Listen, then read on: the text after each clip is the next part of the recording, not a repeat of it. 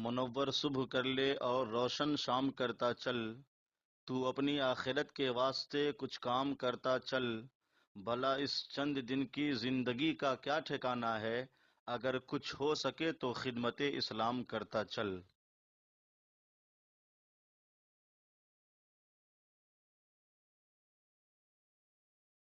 سورہ ہود کی آیت نمبر 9، سورہ ہود کا اور 12ویں پارے کا دوسرا رکوع۔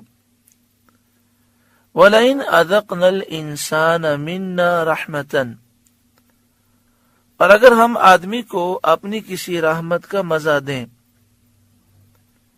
یعنی صحت، تندرستی، امن دیں، سکون دیں، چین دیں، رزق میں، دولت میں وسعت دیں، ثم نزعناها منہ، پھر اسے اس سے چھین لیں، واپس لے لیں، انہ لیئوس کفور، ضرور وہ بڑا نا امید نا شکرہ ہے، کہ دوبارہ اس نعمت کے پانے سے مایوس ہو جاتا ہے اور اللہ کے فضل سے اپنی امید قطع کر لیتا ہے۔ یعنی انسان کو یہ امید ہونی چاہیے کہ میرا رب دوبارہ فضل فرمائے گا، یہ نعمت میں دوبارہ پالوں گا۔ وہ ان ساری چیزوں سے مایوس ہو جاتا ہے، صبر پر ثابت نہیں رہتا، صبر نہیں کرتا اور اللہ کی رضا پر راضی نہیں رہتا، اور جو اللہ نے پہلے نعمت دی تھی اس کی بھی ناشکری کرتا ہے۔ قرآن مجید فرقان حمید کی تفسیر سننے کا اگر ہم یہ انداز اختیار کریں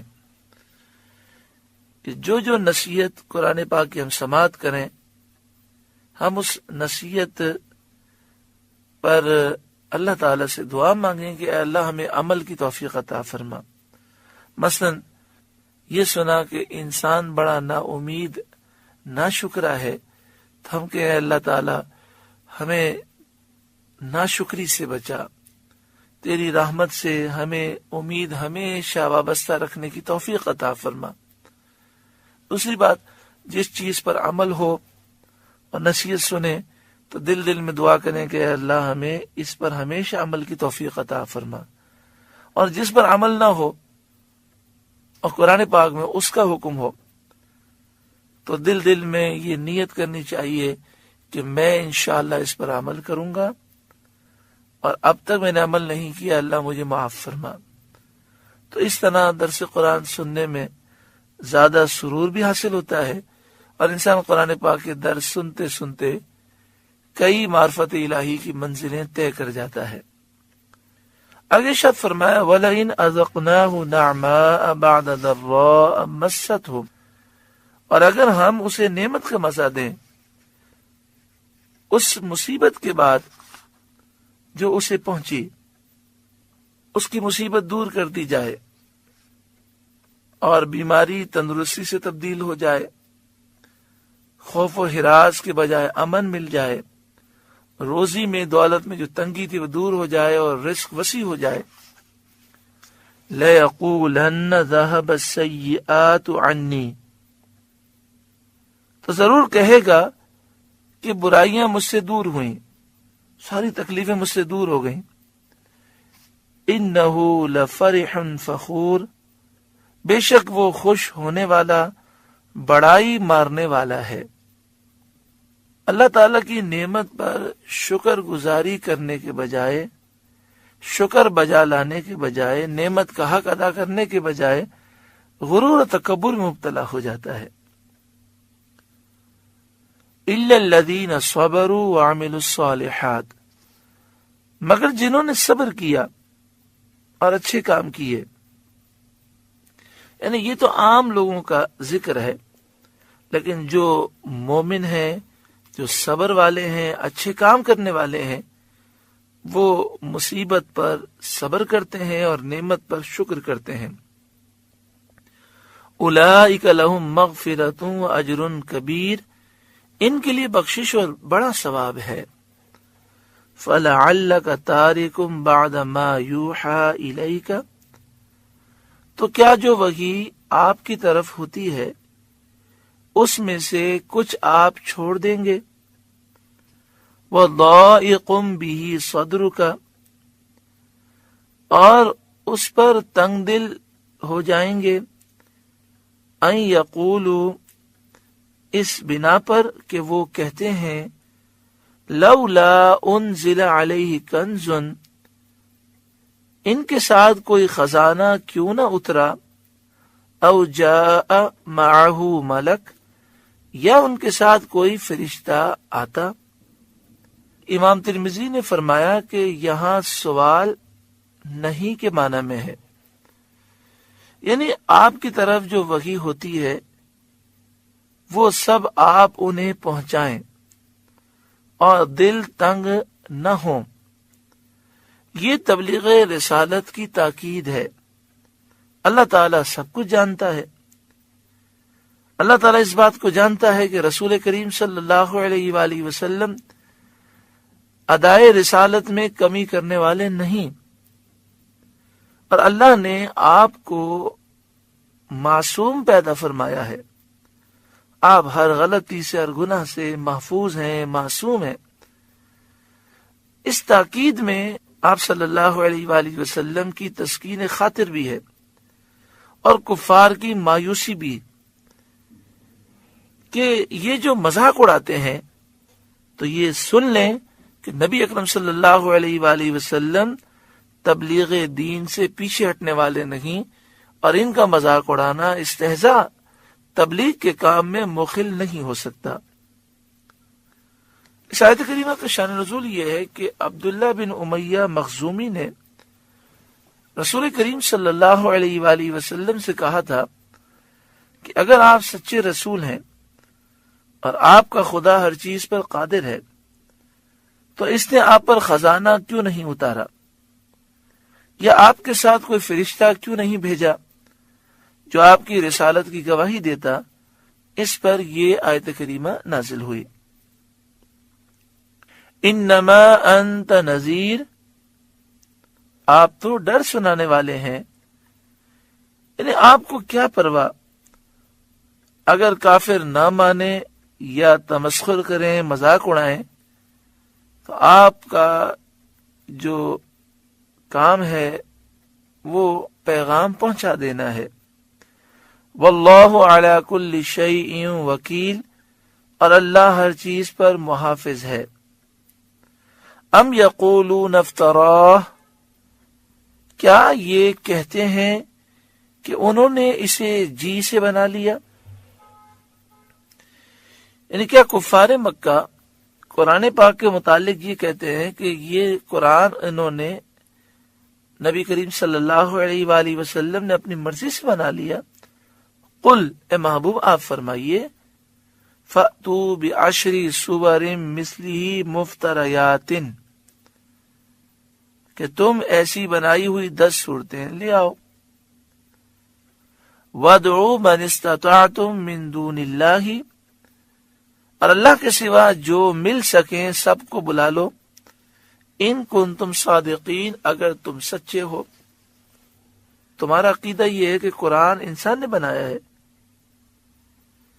تو تم بھی اس کے جیسا بنا سکتے ہو. چونکہ تم بھی عرب ہو، فصیح و بلیغ ہو، تو چلو کوشش کرو اور اپنی مدد کے لیے سارے جہاں کے لوگوں کو بلا لو. دنیا بھر سے فصیح و بلیغ عرب جمع کر لو، شاعر جمع کر لو، خطیب جمع کر لو، اور سب مل کر 10 صورتیں بنانے کی کوشش کرو. ان کنتم صادقین، اگر تم سچے ہو، یعنی اگر تمہارا یہ دعویٰ ہے کہ یہ کلام اللہ کا نہیں ہے، انسان کا بنایا ہوا ہے، تو تم بھی انسان ہو، عربی فصیح و بلیغ ہو، 10 صورتیں بنا کے دکھاؤ. یہاں پر 10 صورتوں کا ذکر ہے، دوسرے مقام پر 1 صورت کا ذکر ہے، اور ایک مقام پر 1 آیت کا ذکر ہے، اور ایک مقام پر پورے قرآن کا ذکر ہے. تو مفسرین نے اس میں تطبیق کی، فرمایا کہ پہلے پورا قرآن کا مثل بنانے کا چیلنج کیا گیا، کافر عاجز رہے، تو 10 صورتیں بنانے کا چیلنج دیا گیا، وہ اس سے بھی عاجز رہے تو 1 صورت بنانے کا چیلنج دیا گیا، وہ یہ بھی نہ کر سکے تو پھر فرمایا گیا کہ قرآن جیسی ایک آیت بنا کے دکھاؤ، تو وہ یہ بھی نہ بنا سکے اور قیامت تک نہیں بنا سکتے۔ فَإِن لَّمْ يَسْتَجِيبُوا لَكُمْ، تو اے مسلمانوں اگر وہ تمہاری اس بات کا جواب نہ دے سکیں، فَاعْلَمُوا أَنَّمَا أُنزِلَ بِعِلْمِ اللَّهِ، تو سمجھ لو کہ وہ اللہ کے علم ہی سے اترا ہے، وَأَن لَّا إِلَٰهَ إِلَّا هُوَ، اور یہ کہ اللہ کے سوا کوئی سچا معبود نہیں، فَهَلْ أَنْتُمْ مُسْلِمُونَ، تو کیا اب تم مانو گے اور یقین رکھو گے کہ یہ اللہ کی طرف سے ہے؟ یعنی قرآن پاک کے اعجاز کو دیکھ لینے کے بعد ایمان اور اسلام پر ثابت رہو۔ یعنی جب تم نے یہ دیکھ لیا کہ قرآن پاک نے ہر ایک کو عاجز کر دیا، تو اب تم ایمان پر اور اسلام پر ثابت قدم رہو۔ من کان یرید الحیات الدنیا وزینتہا، جو دنیا کی زندگی اور آرائش چاہتا ہو، یعنی جو اعمال انسان کرتا ہے لیکن مقصد یہ ہو کہ صرف دنیا مل جائے، اپنی دون ہمتی سے آخرت پر نظر نہ رکھتا ہو، یعنی صرف دنیا کی فکر ہو، آخرت کی طرف کوئی توجہ نہ ہو، آخرت پر اس کی نظر نہ ہو، نوفی الیہم اعمالہم فیہا، ہم اس میں ان کا پورا پھل دے دیں گے، اور جو اعمال انہوں نے دنیا کے طلب کے لیے کیے ہیں ان کا اجر صحت، تندرستی، دولت، رزق کی وسعت، کثرت اولاد وغیرہ سے دنیا ہی میں پورا کر دیں گے۔ یعنی کوئی شخص اگر نیک اعمال کرے اور مقصد اللہ کی رضا نہ ہو، صرف دنیا کا حصول ہو، تو پھر آخرت میں اس کے لیے صلہ نہیں ملتا، اور اگر اس نے کوئی اچھے کام کیے ہیں تو اس سے دنیا ہی کی نعمتیں اسے مل جاتی ہیں۔ نوفی الیہم اعمالہم فیہا، ہم اس میں ان کا پورا پھل دے دیں گے، اور جو اعمال انہوں نے طلب دنیا کے لیے کیے ہیں اس کا اجر صحت، دولت، وسعت رزق، کثرت اولاد وغیرہ سے دنیا ہی میں پورا کر دیں گے۔ وَهُمْ فِيهَا لَا يُبْخَسُونَ، اور اس میں کمی نہ دیں گے۔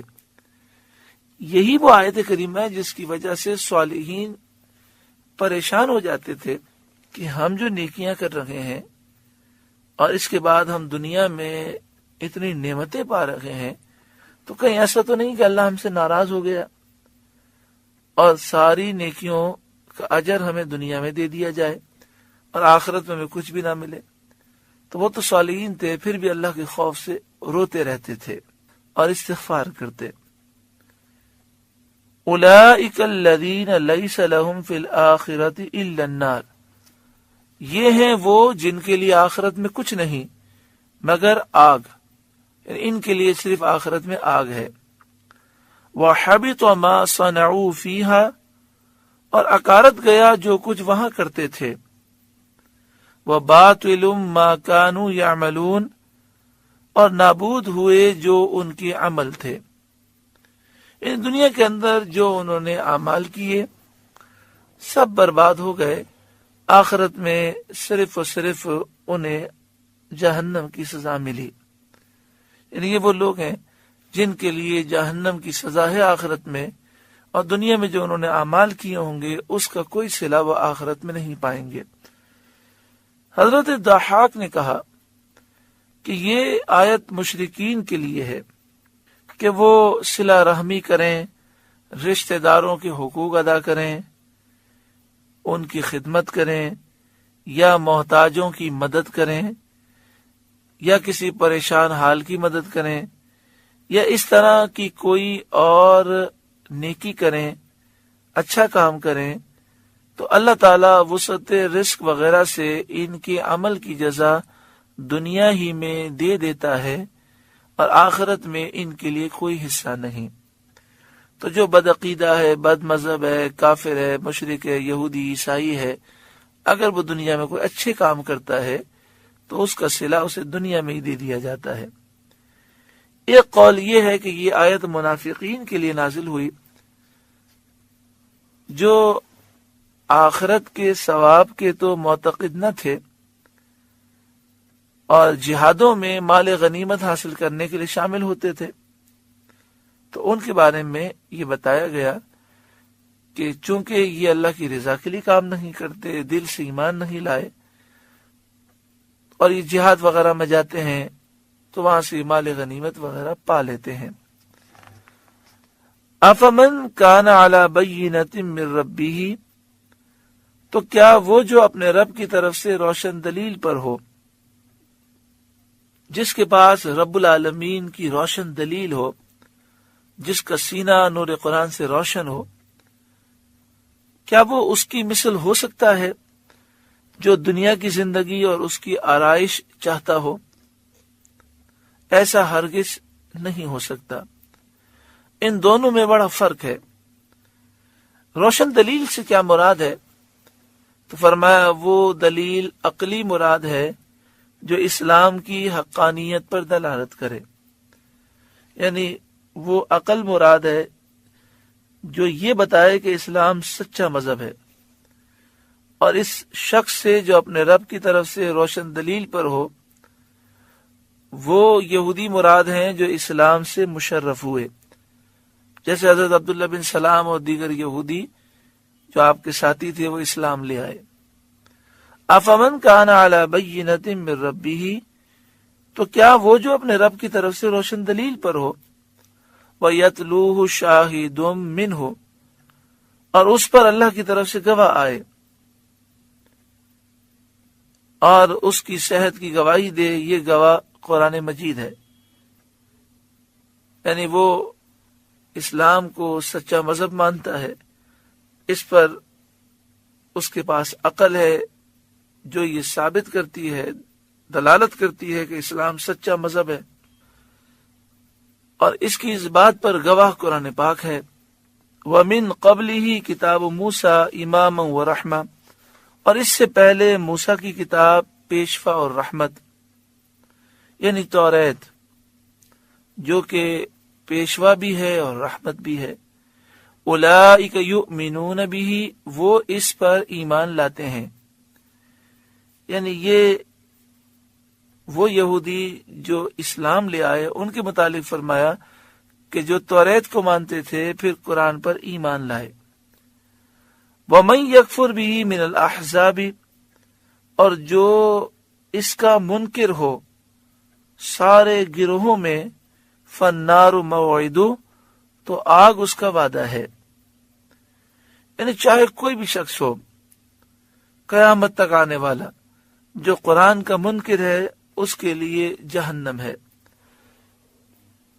حدیث شریف میں ہے سید عالم صلی اللہ علیہ وآلہ وسلم نے فرمایا، اس کی قسم جس کے دست قدرت میں محمد کی جان ہے صلی اللہ علیہ وآلہ وسلم، اس امت میں جو کوئی بھی ہے، یہودی ہو یا نصرانی، جس کو بھی میری خبر پہنچے اور وہ میرے دین پر ایمان لائے بغیر مر جائے، وہ ضرور جہنمی ہے۔ فلا تک فی مریۃ منہ، تو اے سننے والے تجھے کچھ اس میں شک نہ ہو، انہ الحق من ربک، بے شک وہ حق ہے تیرے رب کی طرف سے، ولکن اکثر الناس لا یؤمنون، لیکن بہت آدمی ایمان نہیں رکھتے۔ وَمَنْ أَظْلَمُ مِمَّنِ افْتَرَىٰ عَلَى اللَّهِ كَذِبًا، اور اس سے بڑھ کر ظالم کون جو اللہ پر جھوٹ باندھے اور اس کے لیے شریک بتائے، اولاد بتائے، یعنی جو یہ کہے کہ اللہ کا بیٹا ہے یا بیٹی ہے یا بیوی ہے، یا یہ بتوں کو کہے کہ یہ خدا ہیں، الہ معبود ہیں، یا حضرت عیسیٰ علیہ السلام کو اللہ کا بیٹا کہے، یا حضرت عزیر کو اللہ کا بیٹا کہے، فرشتوں کو اللہ کی بیٹیاں کہے، ایسا شخص کائنات کا سب سے بڑا ظالم ہے۔ اس آیت سے ثابت ہوتا ہے کہ اللہ تعالیٰ پر جھوٹ بولنا بدترین ظلم ہے۔ لہذا کبھی بھی آپ میسج کریں یا کبھی بھی کوئی بات سنائیں اور یہ کہیں کہ اللہ تعالیٰ یہ فرماتا ہے، تو تھوڑا رک کر سوچ لیں کہ اللہ کا فرمان یا تو قرآن پاک میں ہے یا اللہ کا فرمان حدیث قدسی میں ہے. تو لہذا ایسا میسج فارورڈ کرنے سے پہلے، ایسی بات کہنے سے پہلے سوچ لیں، کیونکہ اللہ پر جھوٹ بولنا بدترین ظلم ہے اور ایسا شخص کائنات کا سب سے بڑا ظالم ہے. وَمَنْ أَظْلَمُ مِمَّنِ افْتَرَىٰ عَلَى اللَّهِ كَذِبًا، اور اس سے بڑھ کر ظالم کون؟ جو اللہ پر جھوٹ باندھے. أُولَئِكَ يُعْرَضُونَ عَلَى رَبِّهِمْ، وہ اپنے رب کے حضور پیش کیے جائیں گے، قیامت کے دن پیش ہوں گے، اور ان سے ان کے اعمال پوچھے جائیں گے، اور انبیاء اور فرشتے ان پر گواہی دیں گے. وَيَقُولُ الْأَشْهَادُ هَؤُلَاءِ الَّذِينَ كَذَبُوا عَلَى رَبِّهِمْ، اور گواہ کہیں گے یہ ہیں جنہوں نے اپنے رب پر جھوٹ بولا تھا. أَلَا لَعْنَةُ اللَّهِ عَلَى الظَّالِمِينَ، ارے ظالموں پر اللہ کی لعنت. بخاری شریف اور مسلم شریف میں ہے، حدیث پاک میں ہے کہ قیامت کے دن کفار اور منافقین کو تمام مخلوق کے سامنے کہا جائے گا کہ یہ وہ ہیں جنہوں نے اپنے رب پر جھوٹ بولا، ظالموں پر خدا کی لعنت. اس طرح وہ تمام مخلوق کے سامنے ذلیل اور رسوا کیے جائیں گے. الذین یصدون عن سبیل اللہ، جو اللہ کی راہ سے روکتے ہیں. وَيَبْغُونَهَا عِوَجًا، اور اس میں کجی چاہتے ہیں، لوگوں کو دین سے دور کرنا چاہتے ہیں. وَهُمْ بِالْآخِرَةِ هُمْ كَافِرُونَ، اور وہی آخرت کے منکر ہیں. أُولَئِكَ لَمْ يَكُونُوا مُعْجِزِينَ فِي الْأَرْضِ، وہ تھکانے والے نہیں زمین میں، یعنی وہ اللہ کو عاجز نہیں کر سکتے. اگر وہ ان پر عذاب کرنا چاہے تو وہ اللہ کے عذاب کا مقابلہ نہیں کر سکتے، کیونکہ وہ اس کے قبضے اور اس کی ملک میں ہے، نہ اس سے بھاگ سکتے ہیں نہ بچ سکتے ہیں. وَمَا كَانَ لَهُم مِّن دُونِ اللَّهِ مِّنْ أَوْلِيَاءَ، اور نہ اللہ سے جدا ان کے کوئی حمایتی، یعنی اللہ کے مقابلے میں ان کا کوئی دوست، ان کا کوئی حمایتی ایسا نہیں جو ان کی مدد کرے اور انہیں اللہ کے عذاب سے بچائے. یضاعف لهم العذاب، انہیں عذاب پر عذاب ہوگا، کیونکہ انہوں نے لوگوں کو اللہ کی راہ سے روکا، اور ان لوگوں نے مرنے کے بعد اٹھنے کا انکار کیا، اور کفر و شرک پر ان کا خاتمہ ہوا، اس لیے عذاب پر عذاب ہوگا. ما كانوا يستطيعون السمع وما كانوا يبصرون، وہ نہ سن سکتے تھے اور نہ دیکھتے. حضرت قتادہ رضی اللہ تعالی عنہ نے فرمایا کہ وہ حق سننے سے بہرے ہو گئے تو کوئی خیر کی بات سن کر نفع نہیں اٹھاتے، اور نہ وہ آیات قدرت کو دیکھ کر فائدہ اٹھاتے ہیں. حق دیکھنے سے اندھے ہو گئے اور حق سننے سے بہرے ہو گئے. کوئی خیر کی بات دیکھ کر یا سن کر فائدہ نہیں اٹھاتے، قدرت کی نشانیاں دیکھ کر بھی انہیں کوئی عبرت حاصل نہیں ہوتی. اولئک الذین خسروا انفسهم، وہی ہیں جنہوں نے اپنی جانیں نقصان میں ڈالیں، اپنے آپ کو برباد کیا. وضل عنہم ما كانوا یفترون، اور ان سے کھوئی گئیں جو باتیں جوڑتے تھے، یعنی جو یہ جھوٹ باندھتے تھے اور جو ان کے دعوے تھے سب گم ہو گئے اور یہ برباد ہو گئے. لا جرم انہم فی الآخرۃ هم الاخسرون، خواہ نخواہ وہی آخرت میں سب سے زیادہ نقصان میں ہے کہ انہوں نے جنت کے بجائے جہنم کو اختیار کیا. ان الذین آمنوا وعملوا الصالحات، بے شک جو ایمان لائے اور اچھے کام کیے، وَأَخْبَتُوا إِلَىٰ رَبِّهِمْ، اور اپنے رب کی طرف رجوع لائے، جھک گئے، رب کی فرما برداری کی، سچی پکی توبہ کی، روتے رہے، گڑ گڑاتے رہے، رب کو راضی کرنے والے اعمال کرتے رہے. اولئک اصحاب الجنہ، وہ جنت والے ہیں، ہم فیہا خالدون، وہ اس میں ہمیشہ رہیں گے. اللہ انہی لوگوں میں ہمیں شامل فرمائے. مثل الفریقین کالاعمی والاصم والبصیر والسمیع،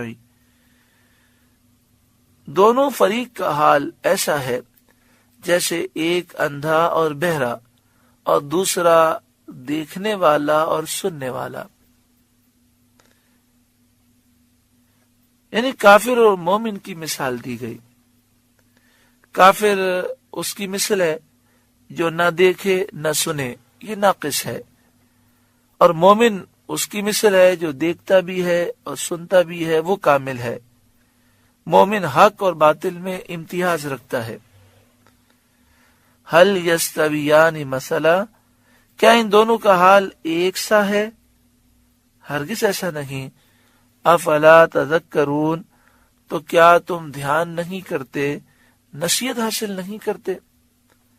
اللہ تعالی ہمارے دلوں کو نرم فرمائے، ہمیں نصیحت حاصل کرنے کی توفیق عطا فرمائے. سورہ ہود کا دوسرا رکوع مکمل ہوا. اللہ رب العالمین نور قرآن پاک سے ہمیں روشن و منور فرمائے.